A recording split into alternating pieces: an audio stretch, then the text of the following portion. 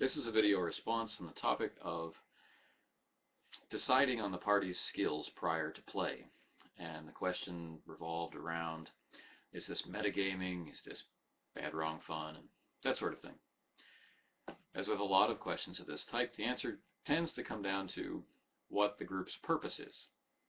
And it sounds like there is a division in the group between wanting to discover certain things in play and between wanting to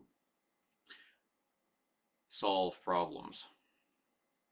Now, metagaming isn't automatically right out of the gate bad. A lot of this will happen just by sitting down at the table with your players and saying, what kind of game do you want to play?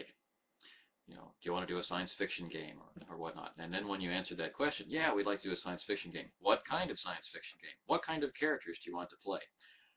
All of this is pretty much required unless you've got a group that just wanders into the game master's house and accepts whatever flows out from the game master in terms of game. You know, tonight we are playing,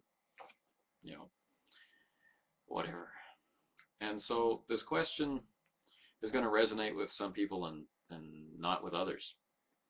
So is there a problem with creating a specific niche for each character in the group and therefore enabling each character to have spotlight time and each player therefore to have time to shine? Is there a problem with that? Why would there be? We're all there to have a good time. But people who gather together to discover the story and play might not want to talk about it so openly. Certainly not down to the level of how many points should I invest in this, or are you going to take this skill, because if you take that skill, I'm going to take this other skill, so that we'll always be ready. That violates certain principles of story discovery, such as how did the group come together? Were they manufactured by a group of people sitting around a table somewhere, like a pop act, like some awful Korean pop group? Or did these kind of authentic characters meet and choose over time and experience of each other to stay together as some kind of consortium or adventuring party or investigative concern or whatever it is in the game that you're playing?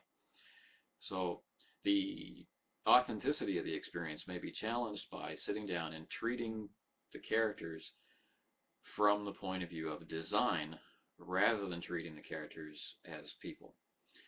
And so depending on what kind of mix you have in your group will pretty much determine how much trouble you have with this concept. Are you designing a military group that would be handpicked to fulfill a series of quests? Then go ahead, knock your socks off, and plan down to the last point.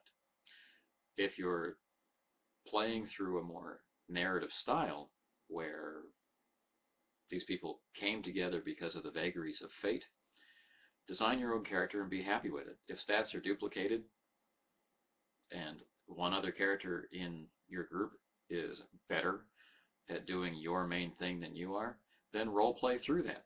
Would these characters like each other in real life? That's part of the fun and challenge.